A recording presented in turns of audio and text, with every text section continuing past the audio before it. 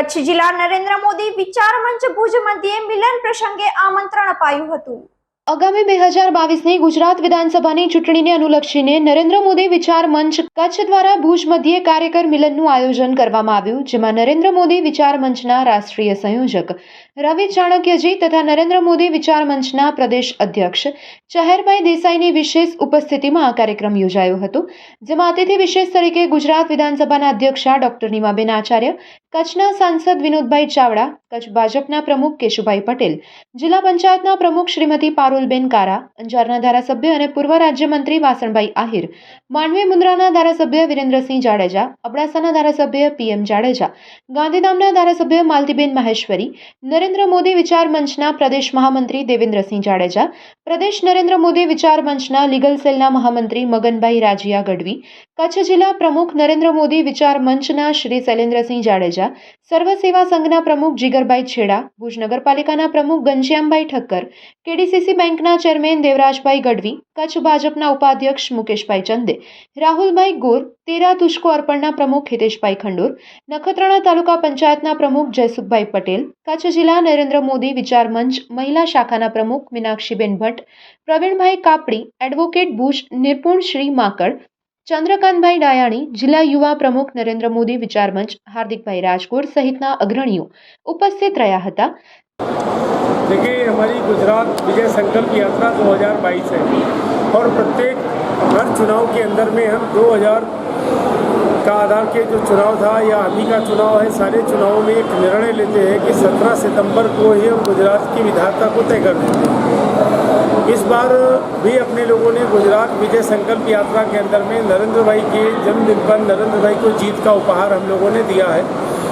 उसी सिलसिले में गुजरात की 182 विधानसभाओं में अपना कार्यक्रम चल रहा है। देखिए, टिकट किसको देना न देना ये पार्टी तय करती है। अपना काम तो है कि कोई भी प्रत्याशी होगा, उस प्रत्याशी के अंदर में नरेंद्र भाई की छवि को देख करके ही कमल के फूल पे बटन दबवाना है पूरे देश की जनता से, और वही गुजरात में करते हैं। क्योंकि अपना सीधा फंडा है कि इस देश के अंदर में नरेंद्र भाई ही शक्तिशाली, श्रेष्ठशाली, अच्छे चरित्रवान भारत के प्रधानमंत्री है। तो अपना मानना है कि कोई भी धारासभ्य होगा तो उससे नरेंद्र भाई मजबूत होने वाले हैं। सबको मालूम है शुरू से ही कि हम भारत के सामाजिक और आर्थिक उत्थान पे काम करते हैं, भारत की सुरक्षा पे काम करते हैं, भारत की चिकित्सा और शिक्षा पे काम करते हैं। और वो मुद्दा है क्योंकि हमारा पहला और आखिरी लक्ष्य ही परम वैभव भारत की विश्व गुरु भारत को कैसे बनाना, उस पर अपना काम है। और नरेंद्र भाई आपको मालूम ही है उस पर सतत काम कर रहे हैं। देखिए, कच्छ क्या पूरा गुजरात ही हमेशा नरेंद्र भाई के साथ में रहा है। आपको याद होगा पिछली बार इतना भीषण अनामत आंदोलन पे विरोध था, लोगों ने कहा कि साहब सरकार नहीं आएगी, फिर भी प्रचंड बहुमत के साथ आई। और कच्छ तो गौरवशाली है, आज से नहीं, बड़े बड़े सोलंकी, जाडेजा, बड़े बड़े राजाओं के समय से कि कच्छ ने हमेशा भारत माता का साथ दिया है। इस बार भी वो लोग स्वाभाविक रूप से नरेंद्र भाई के साथ ही है। परिवार में अगर आपने बच्चे को पैदा किया है तो मांग किससे करेगा? अपने माता पिता से करेगा।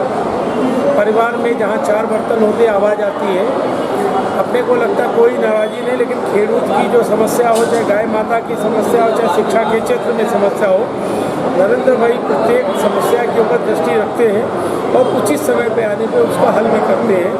क्योंकि खेडूत ऐसा हिंदुस्तान में कोई भी व्यक्ति नहीं जो खेडूत ना हो।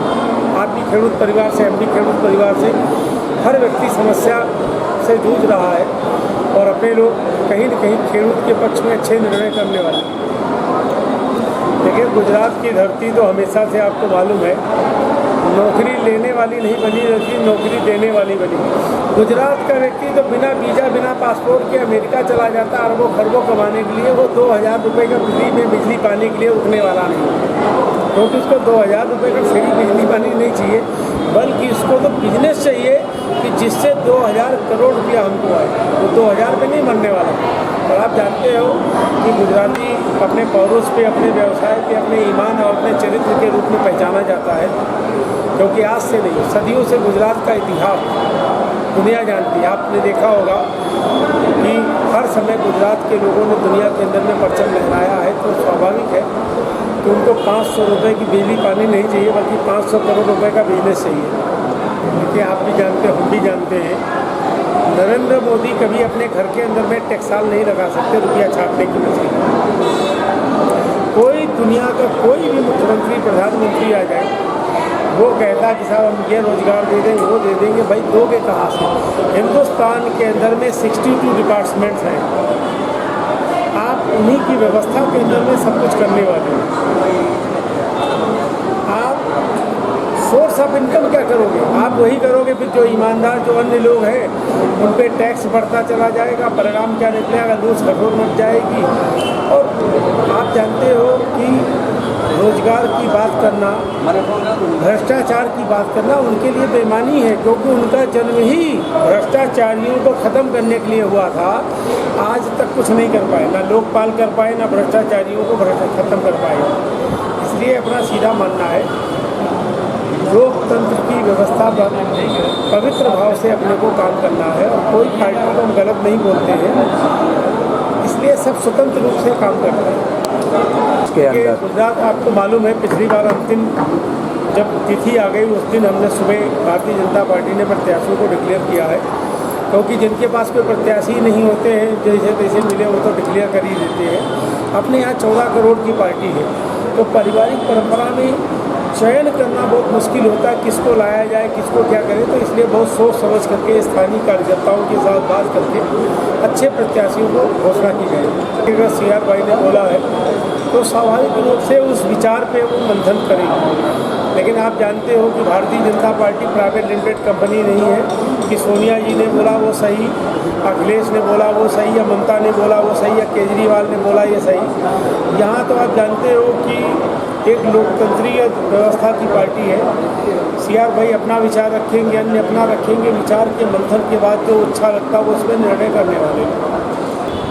इस पर अभी अपने इसलिए नहीं बता सकते हैं क्योंकि ये संसदीय बोर्ड का मामला है, और यहाँ पे आपको मालूम है कि लोकतंत्रीय पार्टी के अंदर में किसी की नहीं चलती है, जो सर्वसम्मति से होता है उस पर निर्णय होता है। ભુજની સ્વાદપ્રિય જનતા માટે અમે લઈને આવી રહ્યા છીએ A1 આશાપુરા રેસ્ટોરન્ટ. અમારે ત્યાંથી ગુજરાતી,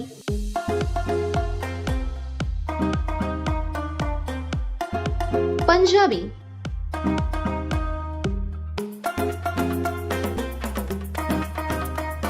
ચાઇનીઝ વાનગી મળી રહેશે.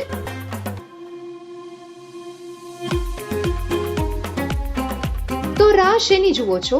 આજે જ મુલાકાત લો ચટાકેદાર વાનગી માટે.